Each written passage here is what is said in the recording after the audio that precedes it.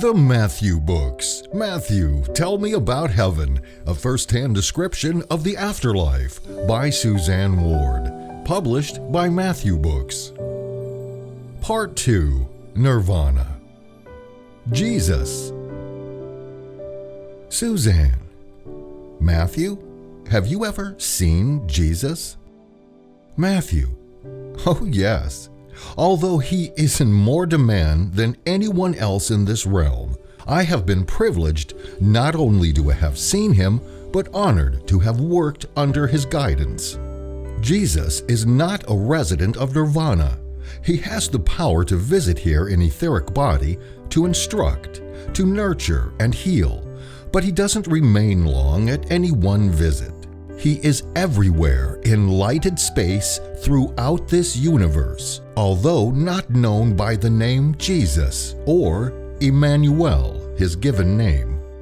Although he often is referred to on earth as Jesus Christ, Christ is not part of his name, but rather designates his Christed beingness. Christ is not a proper name. It means being one with God. And it is just as correct to say Buddha the Christ as it is to say Jesus the Christ. Jesus is a creation of God and the Christed energy, that most pure, loving, and high angelic station closest to Creator. The Christed energy is supremely respected and is all-powerful throughout this universe. Jesus' influence, benevolence, and inspiration are needed in higher echelons as well as here, and they are very greatly needed on earth. His message as perceived there is so limited that it is a dreadful travesty because his abilities in evidence of God's power and love are so much more profound than are attributed to him. That same God fragment who embodied as Jesus has incarnated in other earth lifetimes throughout human history. One such personage was Buddha, whose followers have kept his message more intact than Christianity's adherents have kept the message of Jesus.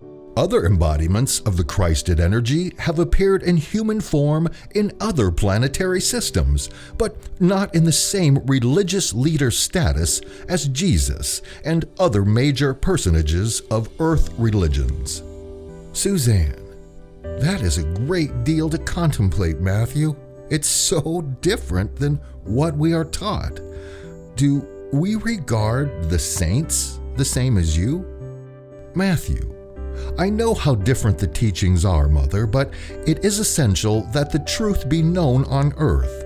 In the case of saints, it is the reverse from your limited understanding of the powers of Jesus. The people designated as saints by the Catholic Church are honored here for their progression along the path of enlightenment, just as all other souls of high spiritual attainment are. However, that is less than the evolvement with which they have been endowed by the Church. The Church hierarchy strategically elevated individuals to sainthood to create another layer between the masses and God. Although the saints were indeed worthy individuals, that distancing ploy exalted them far above their pre-birth chosen missions and human capacities. Throughout the centuries of religious influences, the people have suffered greatly due to the distancing and other spiritual control that religions have exercised over their lives.